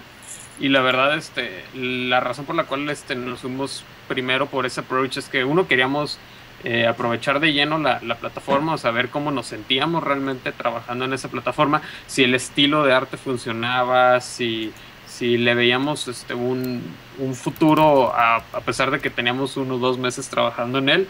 Por fortuna es que sí hubo un buen feedback de algunas de las personas a las que se las hemos enseñado, y ya estamos trabajando en ese mismo feedback, ¿no? Entonces ya esperamos arrancar muy pronto ya la producción a full. Ahorita todavía lo tenemos como pet project que estamos empujando, pero ya si todo sale bien, en unas semanitas, un par de meses, ya tendremos así como la noticia de que ahora sí ya full steam ahead y trabajando en él. Pero siempre este timeline de 1 año es el que un año y medio aproximadamente es el que nos hemos puesto para de principio a fin terminar el juego. Y inclusive dentro del estudio, como que ese deadline es, o sea, no importa qué tan grande o chico sea el equipo, o qué tan poco, qué tan mucho presupuesto tengamos, es que tenemos que tener un proyecto terminado en 1 año, 1 año y medio. O sea, no podemos alargarlo más, y no podemos apresurar las cosas, ¿no? Ese es el tiempo que nos vamos a tomar, y ya estamos. Ahora sí que si tenemos recursos y si tenemos otro tipo de cosas, vamos a hacer otro juego, no le vamos a invertir a es lo que salga en ese tiempo, lo mejor que se pueda, un éxito, esperemos, pero todo muy ya dentro de este marquito, pues. Buenísimo. ¿En el 2016 va a seguir habiendo Vita? Amigo, ya tuvimos esa conversación. No, el Vita... muy ebrio yo. ¿Por qué? ¿Por qué Vita? Porque uno, el género que buscamos, el tipo que juego, pues va a ese mercado. O sea, realmente el que tiene un PlayStation Vita no es un jugador casual, sino que ya es un jugador un poquillo más hardcore y que busca juegos indies, experiencias diferentes. Y la otra es que a pesar de que el Vita ha vendido relativamente poco, el attach rate que tiene es brutalmente alto. O sea, los usuarios de Vita compran juegos a lo loco. Entonces, a pesar de que no hay muchas consolas... ya pagaste 10,000 pesos por un Vita, pues al menos le sacas provecho. 10,000 pesos. No, es una excelente consola para juegos indies. A mí me encanta. O sea, yo tengo uno y lo único que juego son juegos indies. O sea, bueno, y Persona 4, pero... Y lo que sí cabe mencionar es que el Vita es una consola mucho más padre para la cual hacer desarrollo que, por ejemplo, el 3DS. El 3DS está de miedo. No, sí, obviamente. Las que tiene. Creo que con todo lo que no es de Nintendo es más práctico desarrollar para ser más abiertos. Porque sí siento que si hicieras algo para Nintendo, sí encuentran la manera de trabarte. Ha de ser como el Castillo del Agua de la Ocarina of Time, así como que siempre va a haber algo que nosotros estamos... Sí, ahorita estamos haciendo para 3DS. No tiene una madre que se llama... hay como fragment shaders y vector shaders, que en breve el vector shader es como agarrar un polígono y sombrearlo o ponerle color a todo el polígono, y el vector shader o el fragment shader o el shader en general es puedes como manipular píxeles dentro de ese polígono. El 3DS no tiene eso. Entonces son unas limitaciones así como súper básicas que tiene la consola, y el Vita juega padre, es una consola muy o se siente muy bien, muy sólida. Y Sony me cae muy bien, entonces... Realmente la pregunta no era por qué lo van a sacar ahí, sino que, o sea, salió en el 2011, si mal no recuerdo, el Vita. Y estamos en 2014 y su juego va a salir en 2016. O sea, no va a estar ya como el Vita 2 o el PSP Vita o algo así nuevo, porque o sea, ya está llegando como a su tiempo de vida, ¿no? No, yo creo que por lo mismo que ha sido como un slow burn, todavía le van a exprimir unos añillos más. Y más como que si tienes un PlayStation 4 y tienes un PlayStation Vita, tienes una muy buena sinergia entre ambos. El Remote Play es una maravilla. Entonces, como que... Es más, yo siento que va a beneficiar, porque no me sorprendería ver en el siguiente 3 de anunciar ya un bundle de que, compra tu PlayStation 4 y llévate tu PlayStation Vita, ¿no? Es como que lo mejor de dos mundos, llévatelo. Entonces, por ahí es por el lado que le estamos apostando. Y no solamente estamos lanzando un PlayStation Vita, sino también estamos trabajando en PlayStation 4. Y depende de cómo se desarrollan las cosas, PC y plataformas afines. Ok. Sí. Ahora, Luis, ya se nos fue Luis 1, pero está el otro Luis. Y ya puedes activar tu micrófono, Luis. Luis. Ahí estás. Luis, ¿el género de Attractio cuál es? Diré que es puzzle. Attractio es un puzzle. Es que ya últimamente he estado leyendo algunas cosas o escuchando también por ahí, y ya me convencí de que First Person Shooter no se puede considerar un género. Es una mecánica, no un género. ¡Paul! ¡Qué filósofo! Nos va a llover, Luis, nos va a llover con esas declaraciones. Mañana en Kotaku vamos a aparecer. Pues, es que First Person Shooter es como son los controles y cómo se mueve la cámara, pero en sí lo que determina que es de un género y que es de otro viene siendo las emociones que produce el juego. Y entonces, hablando en cuanto a First Person Shooter, pues, puede algunos provocar horror o terror o también emoción el género de acción también puede estar presente en un First Person Shooter, y en nuestro caso el género es puzzle. Ok. Pero bueno, los retos que tuviste que... En cuanto al... Dale. Sí, bueno, en cuanto a los retos y todo esto y por qué lo elegimos, pues pensamos que First Person Shooter, que como somos programadores y lo que sabemos hacer es programar, con un First Person Shooter, si tiene una buena programación, se va a poder jugar bien y no vamos a necesitar tantas animaciones o tantas cosas, tantos assets artísticos, y también por lo mismo elegimos que fuera como por la línea de Portal, porque así vamos a poder reutilizar muchas veces los mismos modelos al hacer el diseño de niveles. Y otra cosa por la que elegimos Puzzle es porque nosotros tenemos bastante experiencia resolviendo problemas y también planteándolos.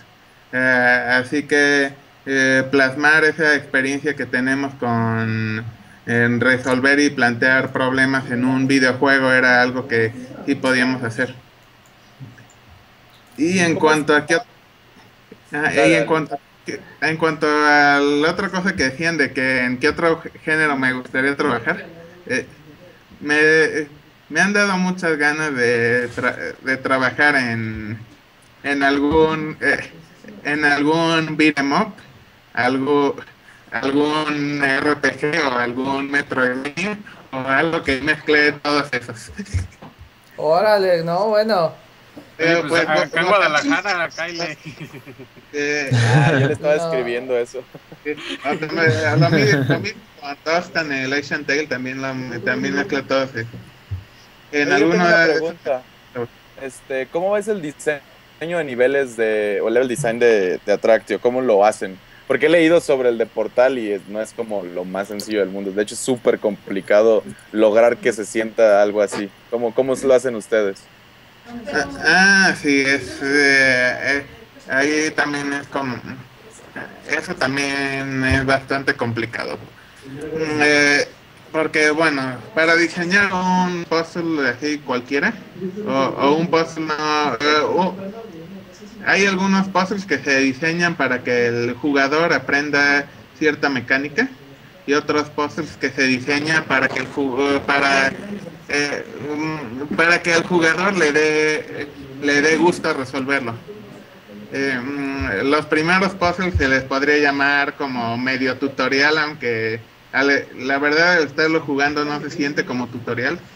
De hecho, en el primer Portal más de la mitad de los niveles serían como puzzle tutorial, aunque uno, si se pone a jugarlo, ya uno piensa, yo estoy jugando, no estoy aprendiendo, pero ya viéndolo con retrospectiva y analizándolo, es que sí hay muchos diseñados para que el jugador aprenda algo.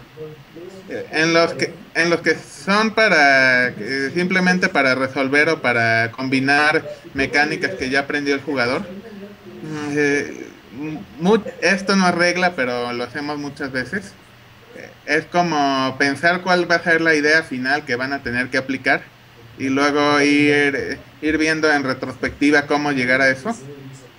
Y también algo que en lo que nos hemos estado fijando mucho es aquí se asomó. Que salude. Ahorita estoy en el estudio. Algo con lo que nos hemos estado fijando mucho es al llegar al nivel, qué son las cosas que se ven al abrir el mapa, y qué va a estar como cómo va a estar descubriendo las interacciones entre los objetos paso a paso del jugador.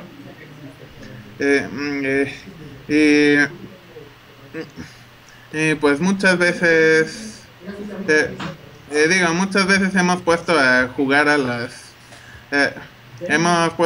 a beta testers a ver qué es lo que hacen, y hay algunas veces que resuelven la cosa de una manera que no esperábamos, y cuando pasa eso, si nos gusta cómo lo resolvieron, así lo dejamos, y si no nos gusta, buscamos una manera de que no se pueda resolver así.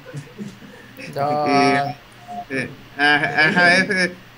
sea, es que hay unas maneras de resolver las cosas que consumen mucho tiempo y son muy tediosas, y pues mejor mejor que no intenten irse por ahí e intenten hacer algo más ágil o que requiera pensar más que estarlo ejecutando.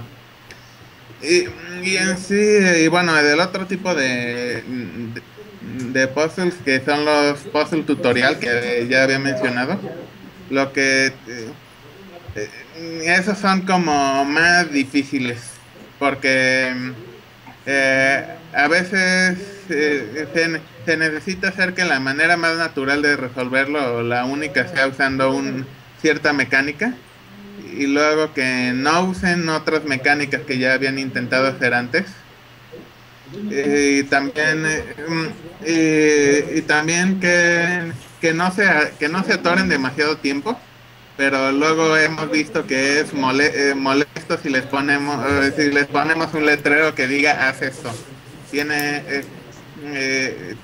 Tiene que comunicar se tiene que comunicar lo que tienen que hacer a través de pistas más visuales que con palabras. Por ejemplo, ahí en el segundo nivel hay para que aprendan cómo que se pueden empalmar varias cajas en posiciones físicamente no estables. O sea, puedes poner, deja ver si tengo algo aquí con que ejemplificarlo. Vas a sacar unos monitos ahí. Te voy a poner unos peluches. Puedes poner, Plaza Sésamo. puedes poner, por ejemplo, Cerca, lejos. dos cajas así y no se caen. Y si suelto una, pues se va a caer. En la vida real que se cae. Pero en el juego no. Primero pusimos que el conductor dijera las cajas no rotan. Y luego la gente llegaba ahí y se quedaba como unos 20 minutos pensando qué hacer. Entonces pensamos, le ponemos un dibujito que muestre las cajas como así y tachado, y tampoco funcionó. Luego pusimos ahí en la pared un dibujo de dónde acomodar las cajas y ya estaba funcionando, pero luego resultó que está demasiado explícito, hay que hacer otra cosa. Y ya en el último que está ahorita, al llegar las cajas están acomodadas así de una manera físicamente inestable, pero no en el lugar donde deben de ir.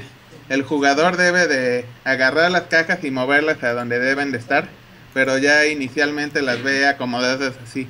Entonces eso ya es una manera muy visual para aprender lo que está pasando.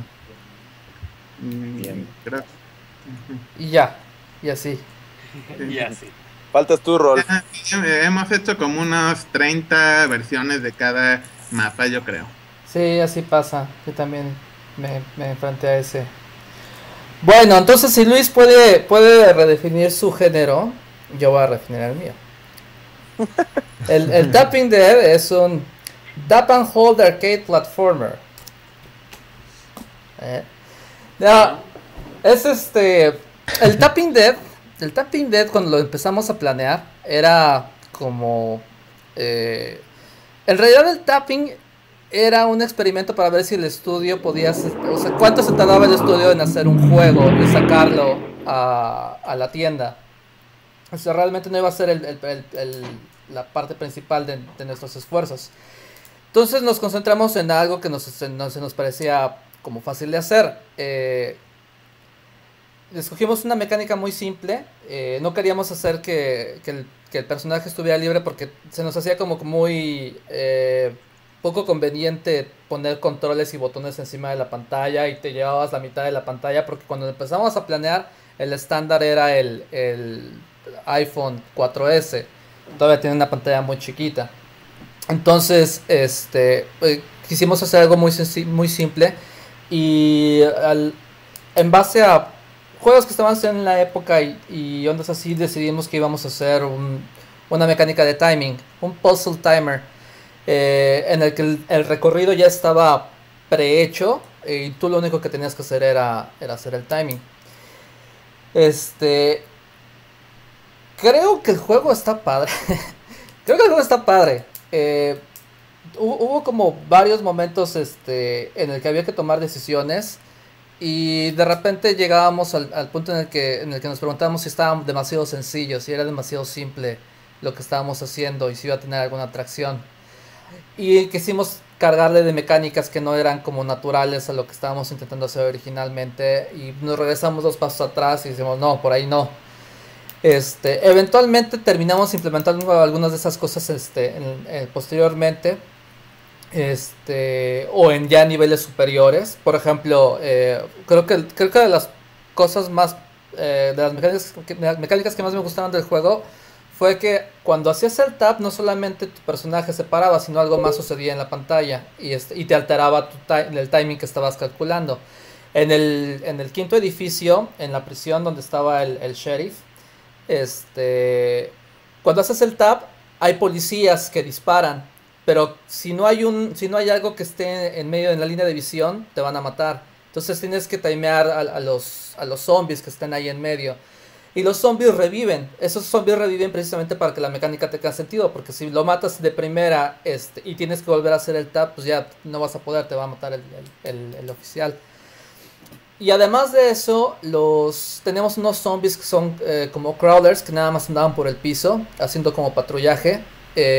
Y cuando haces el tap, se aceleran. Y entonces era más difícil calcular eso. Y ya, combinando esas 3 mecánicas de que los zombies que reviven, los oficiales y los crawlers, ella era un juego muchísimo más complejo de lo que originalmente había sido. Pero probablemente ese tipo de cosas también las debimos haber implementado en niveles anteriores para mantener el interés del usuario, porque algunas de las quejas que iban saliendo al principio es que era repetitivo. Y sí, era repetitivo, la neta es que eran 150 niveles y no variaba mucho. En el mismo edificio no variaba tanto, o sea, sí había una curva de dificultad, pero las mecánicas de los enemigos se mantenían. O sea, en el primer edificio tenías unos carros que patrullaban de lado a lado y tenías a unas zombies que sacaban y aventaban cosas de los carritos, y tenías que calcular las trayectorias de los proyectiles. En otro tenías unas enfermeras que aventaban jeringas con otra trayectoria completamente diferente y unas ancianitas que patrullaban. En otro tenías a unos perros que hacían un patrón diferente con cosas, con zombies en llamas que caían del techo y así. Entonces realmente el único que sí era muy muy diferente era la prisión, era el quinto. Entonces, creo que ahí debimos haber metido un poquito más de tiempo en diseñar eso y a lo mejor darle un poco más de espacio a la fecha de release, que creo que la apresuramos demasiado por varias razones equivocadas. A raíz de esto, bueno, el juego le fue bien. El juego ahorita tiene como 3 millones de downloads en un montón de lados. Pero para el segundo juego he planteado un montón de cosas, incluso cambiar de género y todo demás. Me gustaría regresar a lo que hice originalmente en las mecánicas del tapping original y buscar la manera de que esa mecánica no se sienta repetitiva, tratando de aprovechar esas experiencias que tuve. No, definitivamente no lanzarlo como free to play, porque creo que el mayor problema que tuvimos fue querer competir en un mercado súper saturado y sobre todo tener que implementar mecánicas que no nos gustaban. La primera mecánica que no nos gustó y que implementamos fue algo similar a lo que hizo Candy Crush, en el que si morías, después de cierto tiempo te quedabas sin vidas y tenías que esperar o pagar para seguir jugando. Esa mecánica el público que nos bajaba a nosotros la odió, porque obviamente el público que estábamos buscando no era el mismo que juega Candy Crush. Es el público que nosotros buscamos, es el tipo de público que odia Candy Crush. Pero eran mecánicas que estaban como de moda en el free to play y que implementamos porque las teníamos que implementar, y eso te quita libertad. Entonces creo que la siguiente vez no voy a apostar por un free to play, sino voy a irme directo por juegos premium. Lo que no sé todavía es qué tanta libertad le voy a dar al usuario. Había pensado, uno de los primeros prototipos que tengo ahora funcionando es de que en lugar de que sea una ruta fija, la ruta la vas determinando por una serie de saltos. Si dejas que el personaje se siga de derecho, agarra una ruta, pero si haces que salte de cierta forma que tope con un objeto y lo haga cambiar de dirección, ya agarras otra ruta.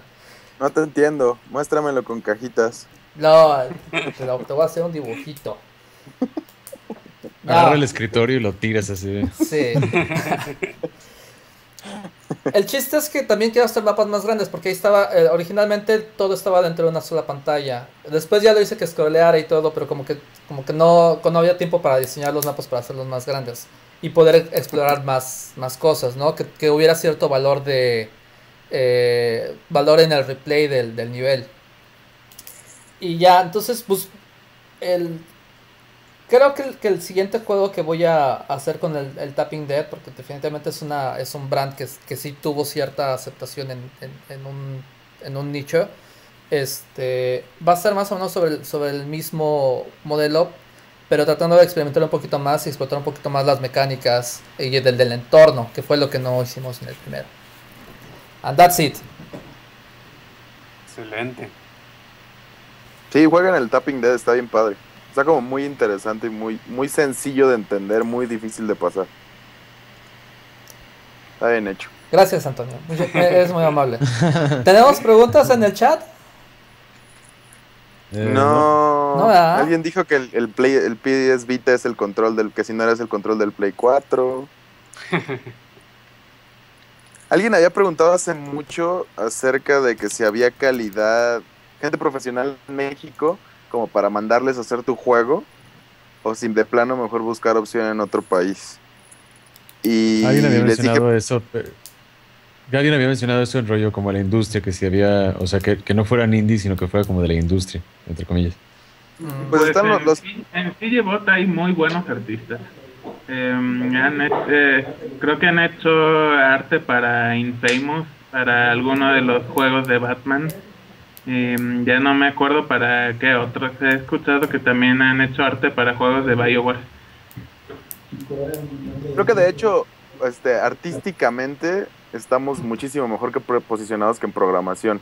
O sea, si tú quieres encontrar a alguien que haga arte 2D en particular, o sea, como cualquier tipo de arte, diferentes estilos, etcétera. Igual y el pixel art es más difícil porque sí es más técnico, pero creo que sí está mejor México que en otras cosas, no que en el mundo. Pero, por ejemplo, programación yo sí he visto como muy carente en general, o sea, son pocos los que llaman mucho la atención.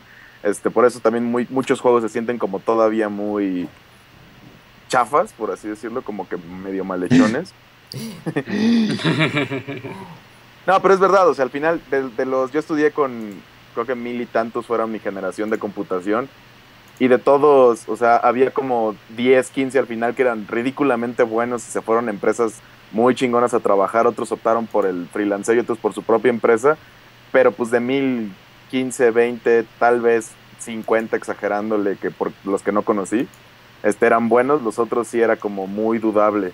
Ahora, eso es de la UNAM, de la Facultad de Ingeniería, donde se supone que también hay como más talento por alguna razón, pero pues sí, siento que es más difícil eso. Y en 3D tampoco he visto como muchísimo. Sí hay mucho, pero no tanto.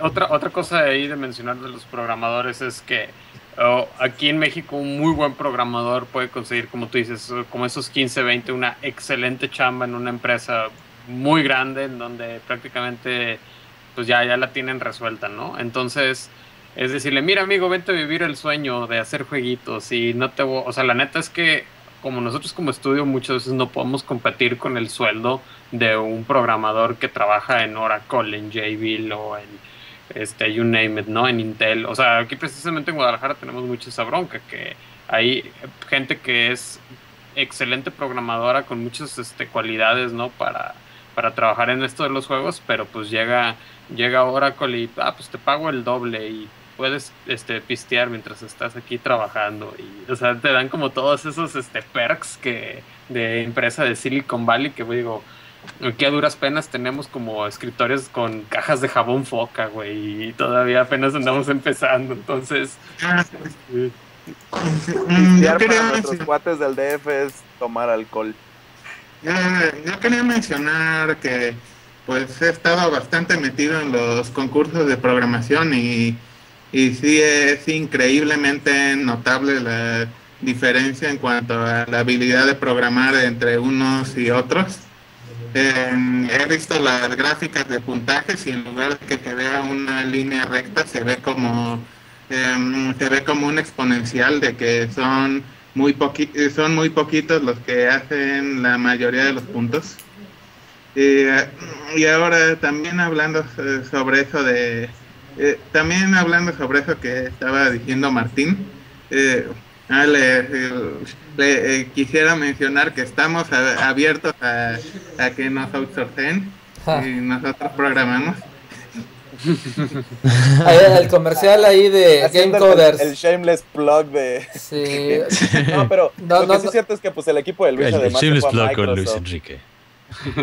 Ellos se fueron a trabajar un tiempo en Microsoft y después regresaron para hacer sus juegos. Entonces es gente que sabe lo que hace. Sí, aparte es como muy común, ¿no? Que los estudios, bueno, por lo menos las historias que uno escucha de los estudios que primero le licenciaban algún publisher, algún juego y ya con la lana que iban juntando de esos iban haciendo sus propios proyectos. Y qué mejor que te licencien un juego que en lugar de hacer, no sé, un sistema de administración o cualquier otra cosa que no esté relacionada. Sí. Que es aburrida. Sí, que es precisamente lo que ahorita estoy tratando de evitar, de conseguir ese tipo de proyectos y más bien pues con lo que...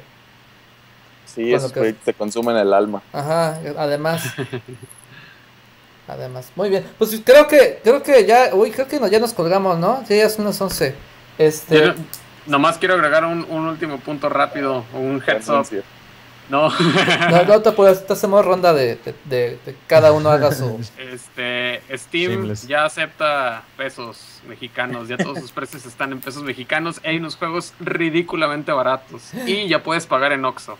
En el Otso, muy bien. ¿En serio? Sí, Oye, sí, ¿no, ya le puedes. dieron, ¿no le dieron la madre a este otro, al playismo? ¿Cómo se llama esta cosa? Playísimo. Gallísimo. Sí, le dieron la No, madre, ¿no? Si ya pues- puedes pagar en el Oxxo.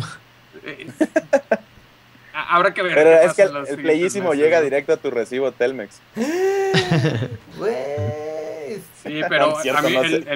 el Shadow of Mordor estaba como en 430 pesos, una cosa así ridículamente barato que dices, güey, dame un Six de indio y el Shadow of Mordor, por favor. No, del otro lado le cobran, joven. Sí, Las Steam son del otro lado, por favor. y no hay nadie Y nunca no en hay esa. nadie. Cagado. Bueno, Pero ya, pues gracias a todos por estar aquí en el penúltimo. En el penúltimo ya nos queda otro más de esta primera temporada. Ya después a ver qué hacemos. El siguiente año. Trabaja. Trabajar. Bueno, pues conclusiones de lo que estuvimos platicando hoy, que fue... ¿Qué estuvimos platicando hoy? De calidad contra Juegos cantidad, mexicanos. juegos mexicanos, No, ¿por qué de, no hay la, juegos de la mexicanos? conquista. De la conquista, de por qué no hablan del periodo colonial, Que los juegos no están en retos de español. los géneros, por qué los juegos no están en La español, tortilla. por qué no están en náhuatl, a ver, es muy Oye, nacionalistas. sí, voy a lanzar una localización en Náhuatl. Seguramente tengo un mercado. Me voy a hacer rico. Ahí, estoy seguro. todo ese nicho Pues va a tal ser vez- para ti. Tal vez sí, porque te van a meter en todos los periódicos y revistas y la tele y te van a llamar. Y le puedes todos esos pedir una eventos, lana al y gobierno. pues la gente lo va a jugar como- en inglés, pero No, va a no, estar, es como- el blog es náhuatl.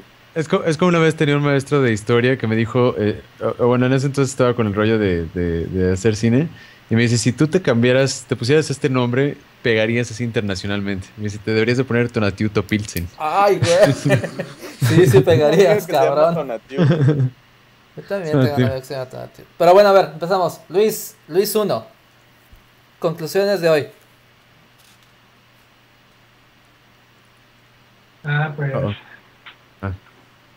mis conclusiones serían que realmente un juego pequeño no quiere decir que sea un juego de mala calidad, sino pues, o sea, calidad contra cantidad, a lo mejor no era un muy buen título, sino, por ejemplo, hay juegos, es que al tocar los juegos de cantidad como juegos de mala calidad, pero no creo que un juego chiquito, un juego de móvil sea un juego necesariamente de mala calidad, sino más bien sería un juego pequeño, ¿no? O sea, hay juegos también grandes que llevan mucho tiempo y son de mala calidad, ¿no? Entonces, eh, el que sea corto el juego o corto en su desarrollo no quiere decir que sea de mala calidad. Y bueno, yo en lo personal sí prefiero hacer juegos más grandes, pero ahorita estoy un poco arrepentido porque este juego que estoy haciendo me llevó más tiempo de lo que pensaba, pero... ¿Lo volverías a hacer? ¿Volverías a intentar ¿no? hacer un juego así después de este? No lo sé, depende de cómo me vaya con las ventas, o sea, sobre todo pensando en pues, que tengo que mantener una familia, ¿no?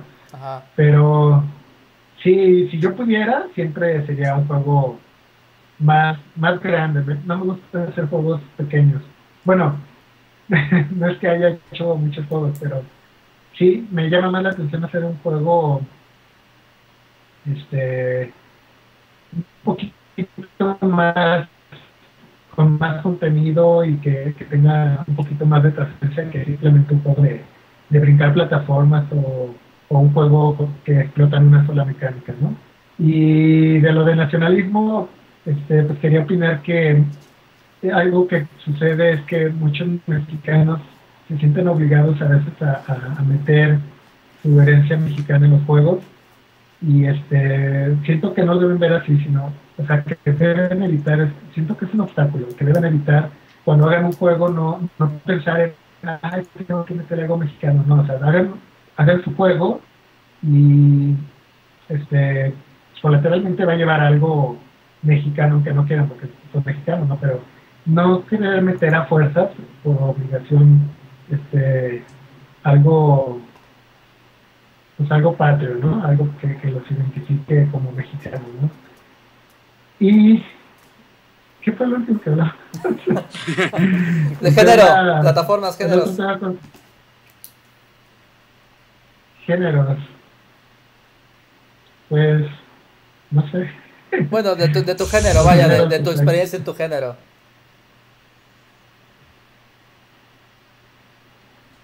Pues es la plataforma, el género plataforma es yo creo el más antiguo y el más explotado y el más usado y que todo el mundo conoce. Y aún así siento que sigue siendo un juego, o sea, un género que se le puede sacar más, ¿no? O sea, no pensar que como la mitad de los juegos son plataformas, ya no hay más por sacar, ¿no? Sino siempre tratar de ver la manera de combinar un género con otro y sacar nuevos géneros. Yo creo que sí se puede. Ok, buenísimo. Mezclar géneros a ver qué sale. Buenísimo, ahora vamos con el otro Luis. Luis, tus comentarios de hoy. Entonces los temas eran calidad contra cantidad y géneros, ¿verdad? Tu experiencia en tu género, sí. Sí, bueno. Hablando de calidad o cantidad, pues a lo mejor, yo creo que es mejor apostarle a calidad. Tal vez algunos dirían que que venden más y le apuestan a cantidad. Pero pues si el objetivo es ganar mucho dinero, yo preferiría mejor irme a trabajar a una empresa muy grande de desarrollo de software y olvidarme de los videojuegos. Así que mejor le he puesto a calidad, que es precisamente lo que nos gusta hacer. Y ya sobre esto que estábamos diciendo de si aztecas, luchadores o qué metemos en los juegos, pues yo pensaría que que podemos usar esos elementos como herramientas, pero tampoco que sean el enfoque principal. Mencionamos mucho Guacamelee como muy buen ejemplo y la razón es obvia porque creo que creo que es un juego que todos conocemos y que usó bastante bien los elementos de la cultura mexicana y logró hacer un producto de muy buena calidad y que incluso y que incluso en el extranjero les puede gustar mucho. Lo mismo a nosotros, aunque a veces nos gusta ver o jugar cosas con cultura extranjera. Como que es nuestra curiosidad la que nos deja, que nos hace que estemos buscando cosas nuevas y creo que usar nuestra cultura para apelar a esa curiosidad en los extranjeros se me haría algo bastante bueno. Y ya sobre mi género ya voy a decir, por si no quedó claro, que no está sencillo, pero pero bueno, al menos es realizable y en eso sí le atinamos.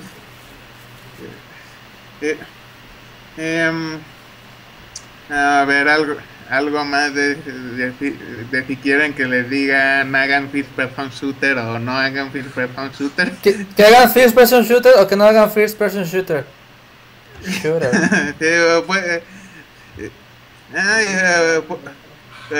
Pues en sí ven qué tan realizable es y qué tanto les va a servir o no les va a servir para lograr la experiencia que quieren lograr, ya que lo que importa en un videojuego es la experiencia. Las mecánicas de juego son, e incluso el arte y la historia son herramientas para llegar a esa experiencia.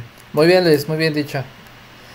Bueno, ahora ¿quién me falta? Martín, ahora que es tu primer capítulo. Recapitulando, calidad contra cantidad. Ahora sí que lo ideal es pensar a futuro. Creo que una buena estrategia de hoy, o sea, en la situación en la que estés en este momento, pues te va a llevar a un lugar, ¿no?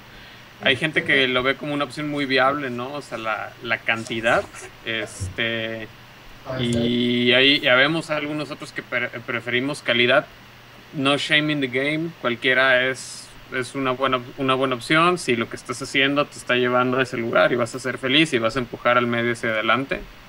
Creo que cualquiera es muy válida. Con respecto a los juegos mexicanos, creo que como cultura tenemos muchísimo de dónde explotar. Sin embargo, hay que explotarlo de una manera muy correcta y enfocada a un público internacional, ¿no? Ya lamentablemente muchos de estos ejemplos como Grim Fandango y como Book of Life y todo esto que tiene que ver con el Día de Muertos, se están agarrando cosas muy chidas, algo que nosotros mismos pudiéramos explotar, pero como que todavía no lo sabemos encaminar y nomás andamos tirando cañonazos patrióticos nada más por tirarlos, ¿no? Por a ver qué jalamos y ya, ¿no? Entonces la cultura está para utilizarse, digo, no es como que en Japón o en Estados Unidos o como los libros de The Witcher, ¿no? Que son unos libros que tienen ya mucho tiempo y que es parte que es parte de esta cultura popular y pues no los ponen así como hasta bandera, ¿no? Enfrente. Y sobre géneros, pues que está muy cabrón hacer first person shooters, es lo que aprendí de todo esto y que no que ya no, yo creo que no vamos a hacer nosotros un first person shooter, la verdad. Algo que sí quisiera agregar es de que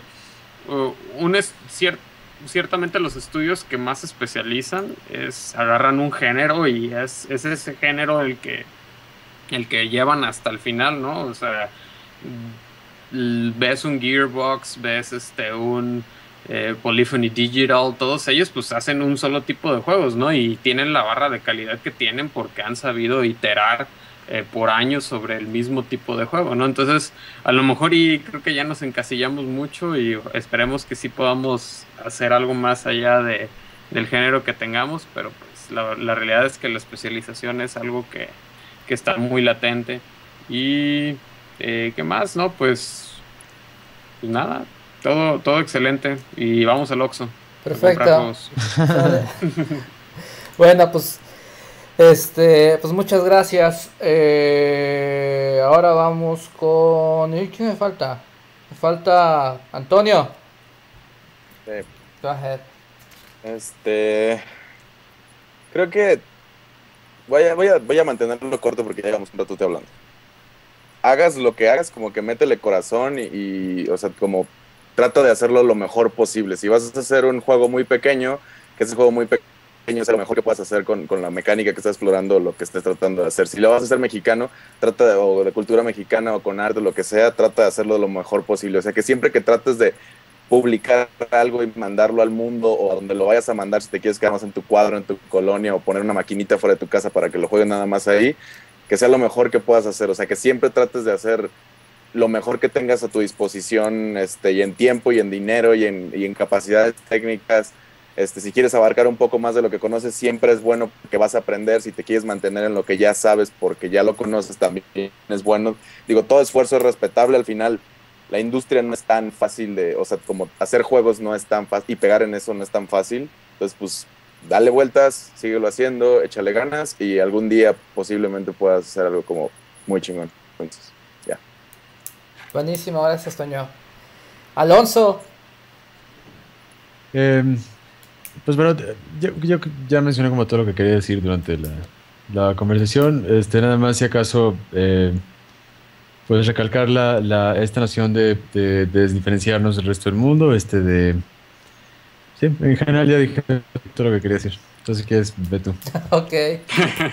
Bueno. Oye, bueno, yo voy a terminar con con un poema que escribí. Me leíste la mente, ya te vi muy inspirado. No, pienso sí, es como ya estoy viejito, se me vean las cosas y ya empiezo a notar como viejito. Aquí traigo una guitarra, te puedo acompañar acá. Buenísimo. No, bueno, pues básicamente existe la industria de hacer las cosas al chilazo. Sí, puede dejar dinero, sí. Si crees que eso te va a hacer feliz y que vas a tener todo el orgullo de decir, hago esto, go ahead. Pero yo creo que es mejor que hagas las cosas lo mejor que puedas. Eso te va a abrir las puertas. En mi caso, el Tapping Dead me ha abierto un montón de puertas. Conocido mucha gente, he estado teniendo clientes que de otra forma no hubiera tenido si no hubiera hecho este juego. Ser mexicano no está peleado con las temáticas de tus juegos. O sea, si quieres meter un easter egg o algún personaje basado, pues está padre, ¿no? O sea, vaya, finalmente es parte de lo que tú eres. Y si quieres expresarlo de alguna manera dentro del juego, quieres representarlo ahí, pues un juego es como un lienzo, puedes poner lo que tú quieras. Y sobre la industria, creo que no es importante que haya industria en México. No es necesaria. Lo que necesitamos es que los mexicanos vendan las cosas afuera. Y en ese momento, que haya o no haya industria en México, va a dejar de importar. Me parece que esa es como que la mentalidad que habría que tener. Bueno, perdón. Dale porque... No, sí. Oigan. Ahorita que acabas, yo voy. Ok. Y ya se fue la inspiración. Gracias. Yo tengo la culpa. Ya tiene la culpa Alonso. Y bueno, y sobre los géneros, como que fue muy vago lo que hablamos de los géneros. Habíamos de retomar el tema con un poquito más de profundidad. Pero no sé qué más hablar de los géneros. Dale, Alonso. Perdón. Algo que sí me interesaba patentar era que hay muchos tipos hay muchas como maneras de como encaminar tu trayecto profesional, pero por lo menos yo noto dos distinciones muy importantes. Una es la gente que quiere hacer como estas grandes empresas que quiere tener así como una cantidad encabronada de empleados y ser como estas, no sé, como estas versiones muy clásicas y versiones muy, no encuentro un eufemismo, pero como versiones muy, pues sí, muy típicas o muy de antaño de las empresas, ¿no? Que son las grandes empresas de videojuego tipo Nintendo, etcétera. Y hay otro como tipo de acercamiento que es el que yo tengo, el que busco tener, tanto en cine como en videojuegos, que es de equipos pequeños. A mí me interesa siempre mantener como un crew no tan grande porque es fácil controlarlo, es mucho más libre la interacción entre todos, además de que también es humana, etcétera. Y se generan productos generalmente como de una característica muy personal, suele tener como un toque muy personal este tipo de proyectos, y la gente generalmente se entrega ante ellos, los que estamos trabajando como en algún proyecto. Algo comparable es, por ejemplo, las películas que se hacen que le dicen películas de arte, que no tiene nada que ver la palabra arte con ello, pero que son de directores con crews también pequeños que buscan o platicar o mencionar alguna temática en específico que no tiene nada que ver con, bueno, no sé, ya depende del tema, ¿no? Pero el punto es que lo hacen con equipos pequeños y lo hacen como por amor a eso, ¿no? Por amor a estar haciendo aquello. Entonces, en mi caso y todo lo que yo he dicho durante todos estos episodios y demás, desde carácter personal, desde mi perspectiva. Ulteriormente yo creo que no hay una realidad así como objetiva de la cual no nos podemos ceñir, sino que nada más hay diferentes perspectivas, pero funciona de acuerdo al contexto en el que estemos. Entonces lo más importante pienso para abordar la manera en la que te diriges profesionalmente, que es algo que se hace cuando tienes 20, cuando tienes 18 años, o por lo menos empieza a encaminar hacia allá, es entender y sobre todo intuir hacia dónde quieres como llegar y demás, que fue en mi caso, más que yo como el dueño de mi destino me encontré ya haciendo esto. Y es la forma en la que lo sé hacer, y es la forma en la que más me resulta conveniente, y es la mejor forma que pienso en la que puedo hacer las cosas, etcétera. Entonces, como ese llamado cada quien tiene que tenerlo, ¿no? Con su respectiva trayectoria profesional. Entonces, en ese sentido, todo lo que hemos dicho hoy son como, creo que comentarios muy valiosos en torno a las diferentes perspectivas que cada uno compartimos y las experiencias que hemos vivido. Hay que hacer juegos artesanalmente. No. Bueno, ya no. No artesanías. No. Bueno. O sea, pues, no sé, artesanal suena bien. Buenísimo. Bueno, pues con esto ya terminamos. Si no, nos vamos a ir otras 2 horas. Gracias a todos. Gracias a los 2 Luises. Un Luis ya se fue. A Martín. A Alonso Martín. A Antonio Uribe. A mí. Y... Saludos aquí al servidor que nos escuchó. Saludos, Alex. Buenísimo. Pues nos vemos la siguiente semana en el último episodio de esta primera temporada. Y pues gracias a todos. Bye. Bye. No, espérate, antes de que nos vayamos, ¿podemos todavía seguirle? Ya cortaste. No, todavía. Espérate. Déjale corto. Nada más. ¿Qué? ¿Vas a dar un anuncio? A ver, sí. Que nuestro Twitter es GameDev++, es @GameDev++. También tenemos una página en Facebook que es Facebook /. Igual. GameDev++ también, ¿no? GameDev++ también, PLUS. Y si quieren como que nos centremos en alguna temática en la siguiente sesión, para que nos los hagan saber por ahí, y también como cualquier crítica o discusión que quieran entrar, también nos gustaría tener sus feedback. Y pues bueno. Nos vemos. Ya. Bye. Bye.